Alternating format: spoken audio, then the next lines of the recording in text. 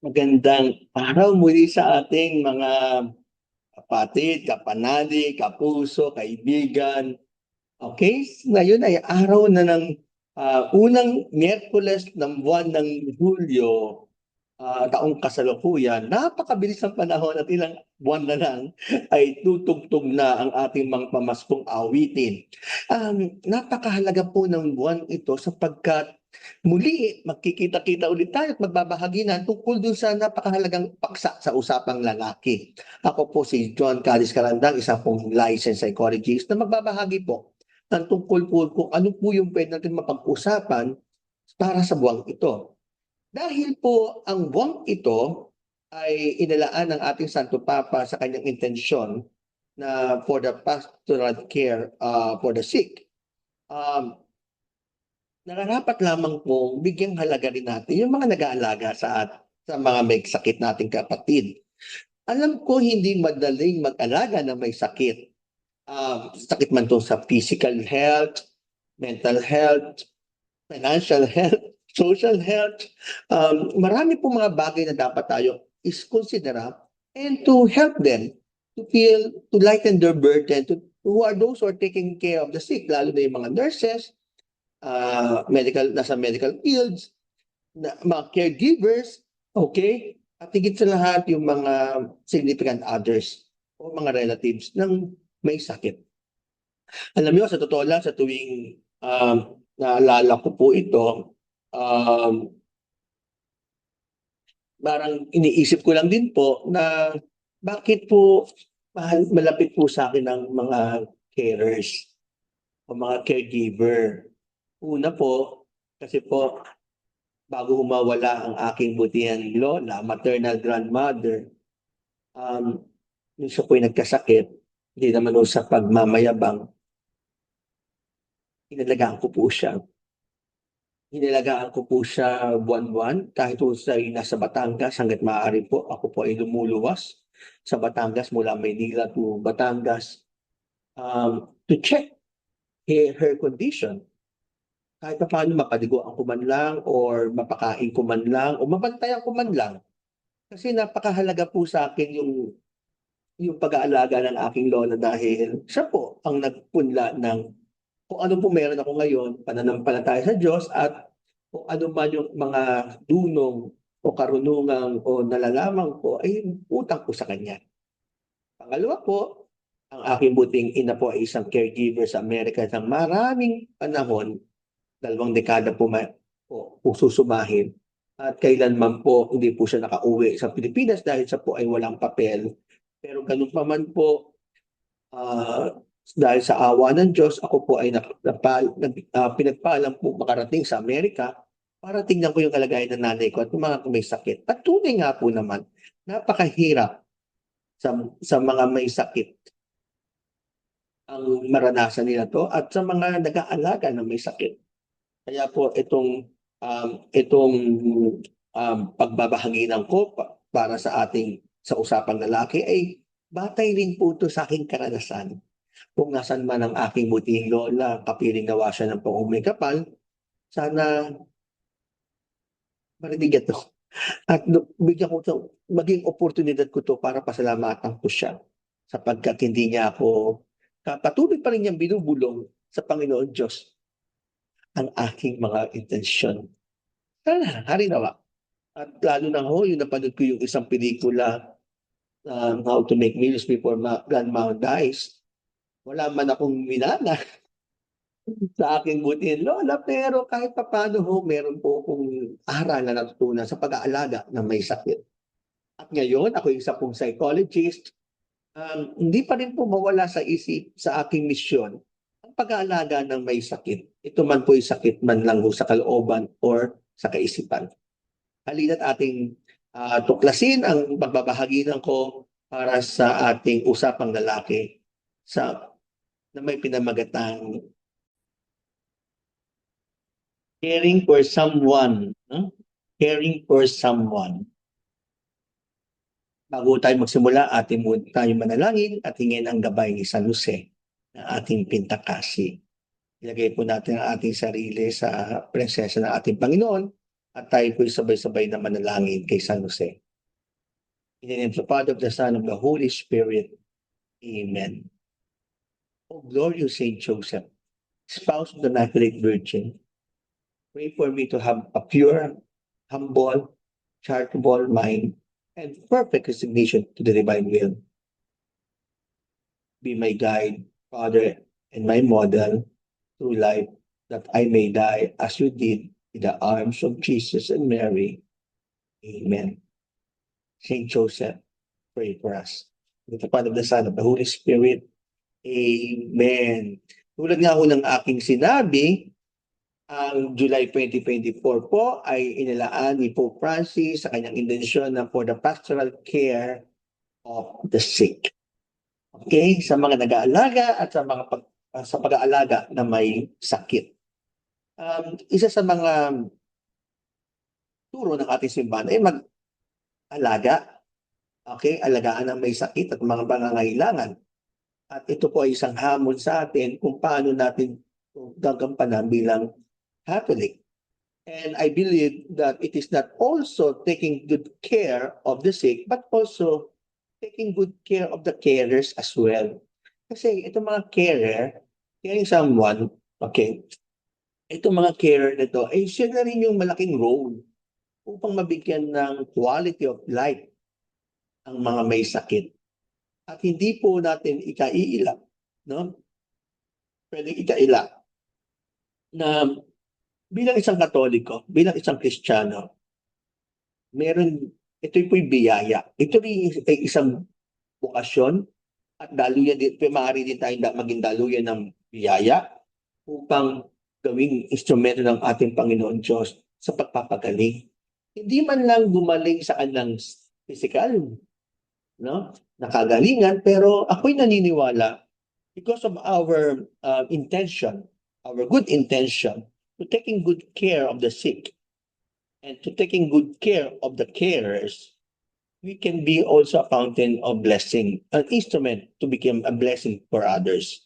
Kaya nga, every time I pray, I always say to the Lord, Lord, bless me so that I can be a blessing to others.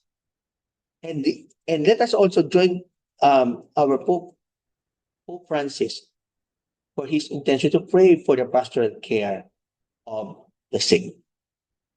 And as I said, caring for someone is a mission. It is our mission. Why? Because we have to also to recognize, to have to care for someone. Who are the caregivers, the carer, the sick. Okay? And what is the caring for someone? According to the psychological science, it is taking care of another person can be both incredibly draining and amazingly rewarding. But most research on caregiver has focused on the benefits of persons receiving care, but an emerging body of research suggests that under the right circumstances, providing support also benefits caregiver.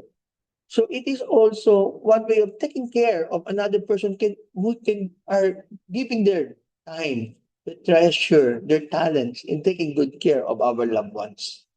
And in the church context po, isa sa mga sinasabi, okay, in the importance of the care, of the pastoral care for the sick, nakita ko po ito sa isang parish abroad. Sabi nga po, na isang parish, and for that, sorry for that, later I will have to hopefully maalala ko kung saan ko po ito nabasa, no? When the church cares for the sick, it serves Christ himself in the suffering members of his mystical body. The church shows this solicitude by visiting those in poor health, raising them up through the sacrament of anointing, and by nourishing them with the Eucharist during their illnesses.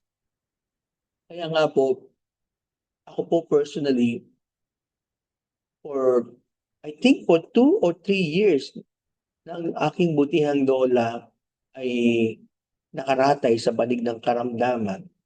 O I think 5 years. Bago siya pumanaw, isa sa mga request ko ay mabigyan siya ng communion linggo-linggo.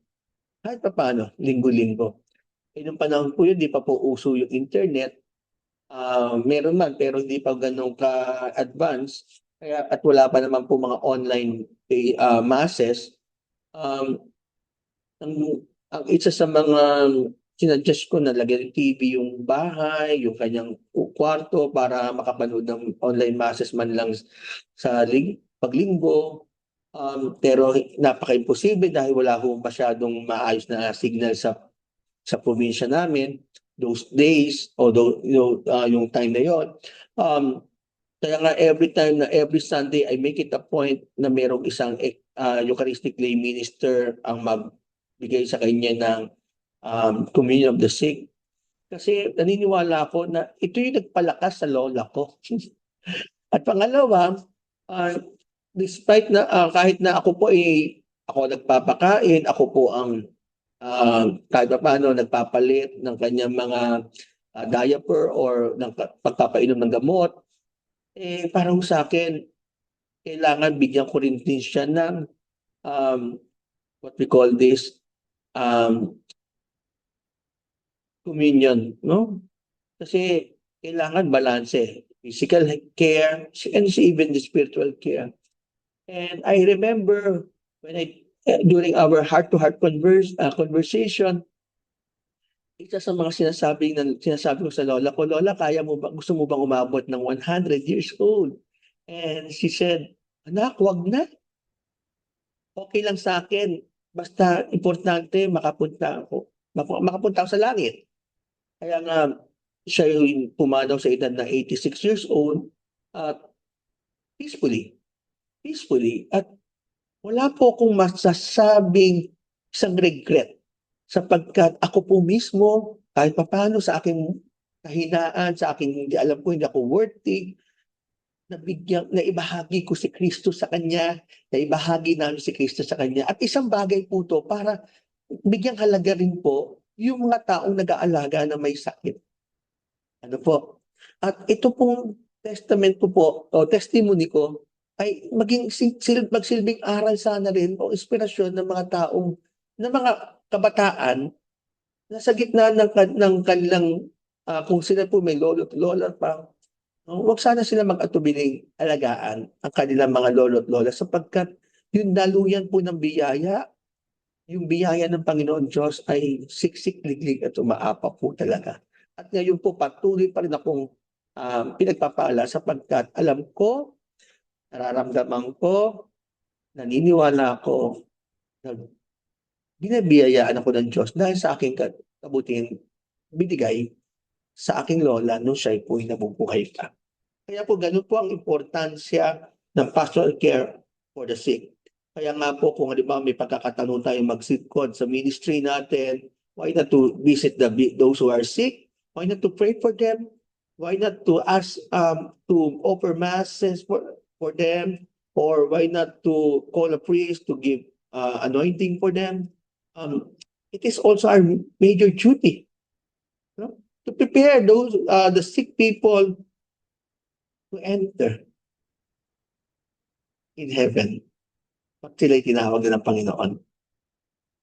Kaya nga po, in psychology, meron din po kami tinatawag na sa psychology of caring.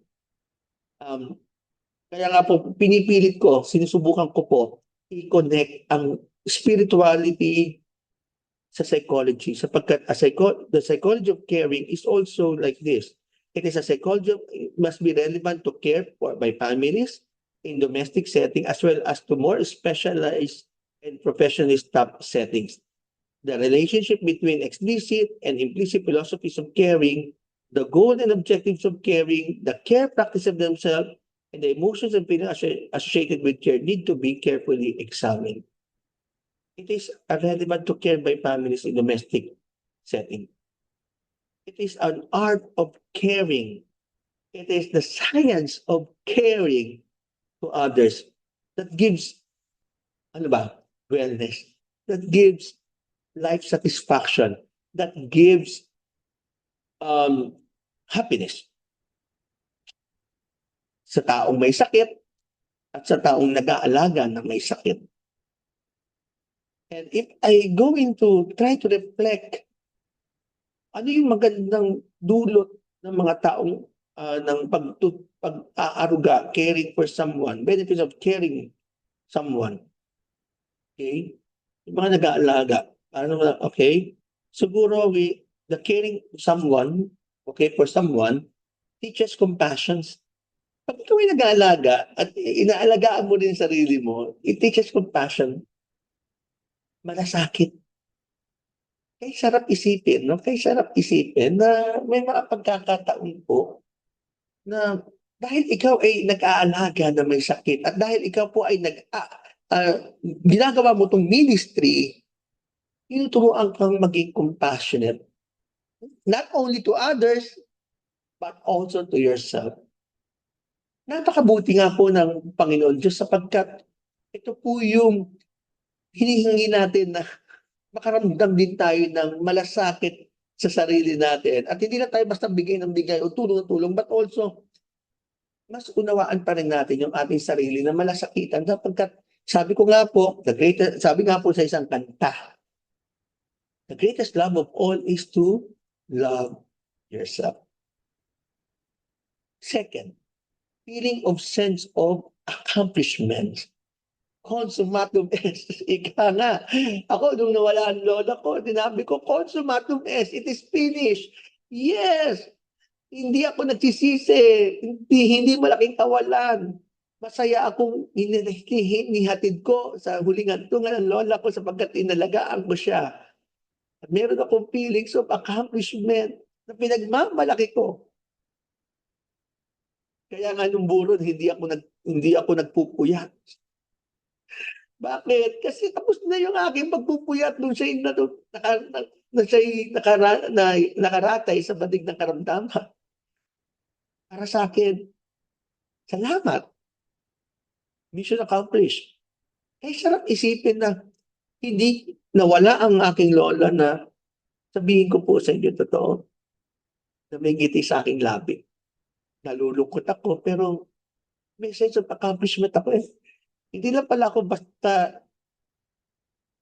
teacher, hindi lang pala ako basta psychologist, hindi lang pala ako basta apo. Meron din pala akong gift to taking good care of the elderly. Okay po? Next po, building a good sense of relationship. Hindi lang po lola ko ang aking inalagaan, pati ang lolo ko, yung kanyang tatay ng nanay ko.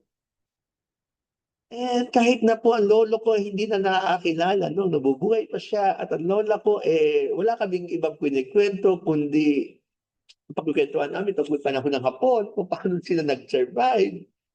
Parang sa akin, mas lalo lumalim ang aming pag-uugnayan. Hindi lang apo sa lola at apo ang relationship, the grandmother and the grandson relationship, but also I should probably say that more than that, na walang katulad na kung ano man yung aking problema, mabilis ko na isasabi sa lola ko, para bang walang judgment, para bang kay sarap isipin na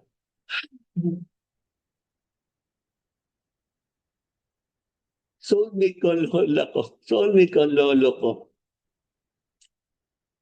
Kaya nga po, asan man po sila, yun naman paternal grandparents ko, ganun din.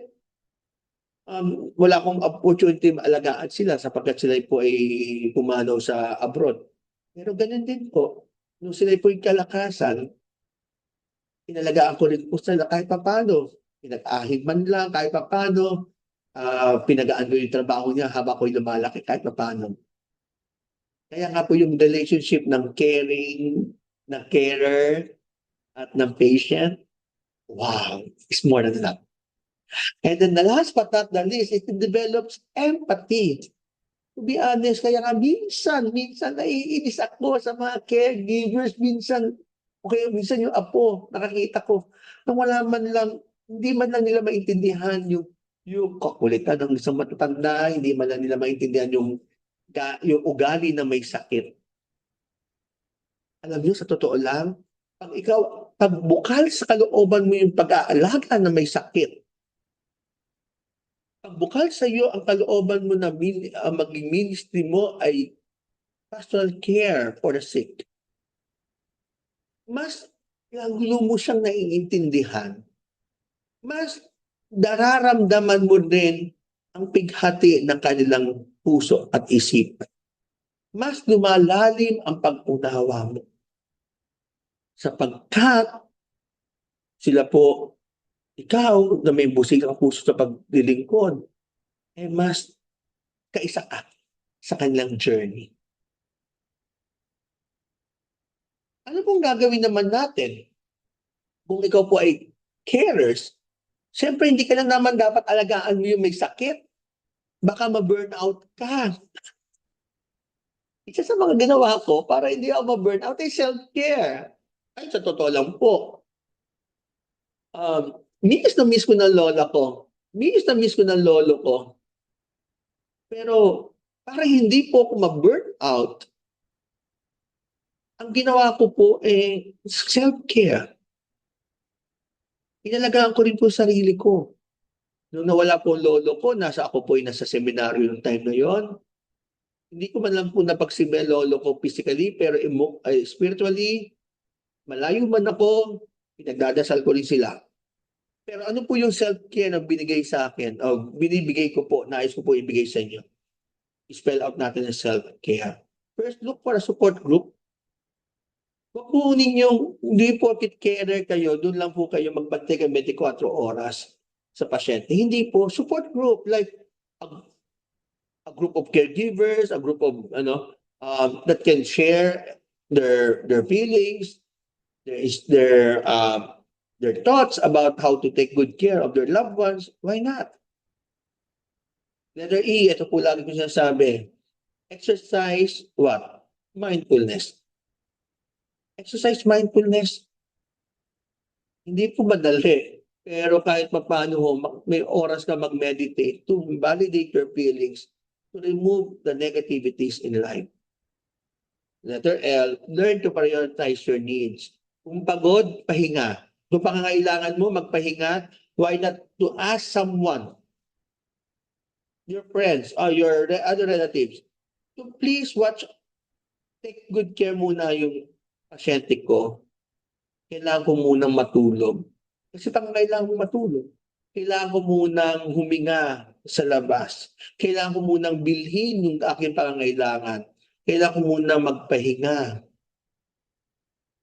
Hindi mo pwedeng huin mo lahat. Letter F, follow your inner self. Kung sa tingin mo napapagod ka na muna, why not to take a rest?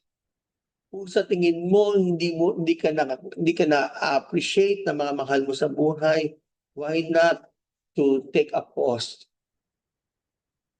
Try to make yourself to check your well-being first. Kasi baka po pag hindi po tayo nag-check ng well-being, baka po dumating sa point na hindi na po natin, how should I say this, mapagsilbihan ng tama yung mga may sakit. Ano po? Letter C, care for yourself first.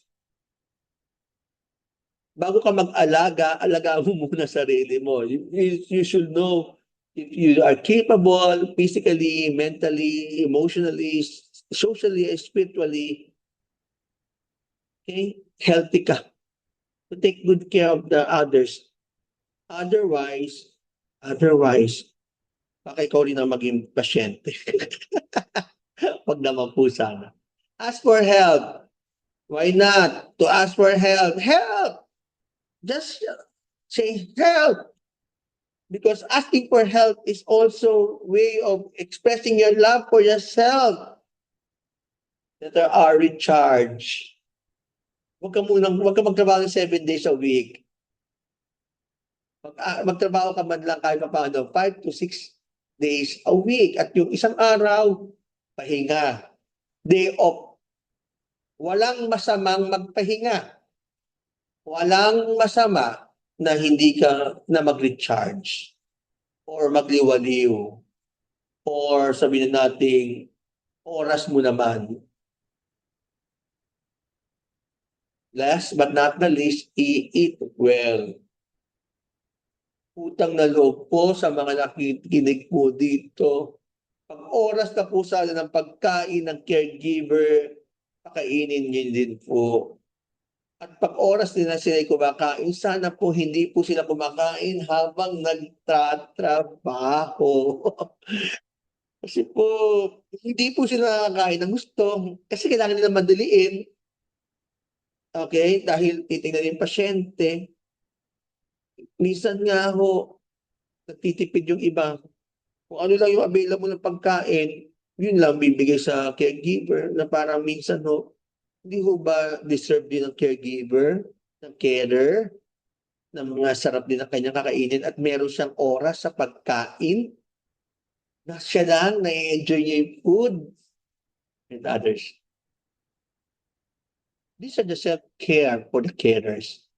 And we have to take to be reminded, always be reminded that self-care is a must. Self-care is a must. So what is the big message that I would like to share with you? Simple lang ang sabi ni Edward Albert. The simple act of caring is heroic. Ulitin ko po, the simple act of caring is heroic. If you want some heroic deeds or heroic acts, hindi mo na kailangang maging bayani yung pagpakamatay pa para sa bahay. Yung simpleng pag-aaruga, pag-aalaga sa mahal mo sa buhay ay sapat na sa kabayanihan. Muli ako po si John Cadiz Carandang at ito ang ating usapang lalaki para sa buwan ng July o Hulyo 2024. At kung meron po kayong gustong i-topic, pwede niyo pong i-comment sa ating comment box o comment section para mapag-aralan ko po at ito maging mabahagi ko rin po ang aking simpleng kaalaman. Okay po, at patuloy niyo nawa po ninyo ako ipagdasal at ipagdadasal ko din po kayo na sana ito pong ating simpleng pagbabahagi ay magpatuloy para sa ikadadakilan ng ating pong may kapal at sa ministry ng mga taong nangangailangan. God bless you at naway at lumayan po tayo ni San Jose at ang ating gabayan ng ating mahal sa buhay, protektahan ang ating mga pamilya sa tulong at sa panalangin ni San Jose. God bless us all. Hanggang sa muli. Paalam.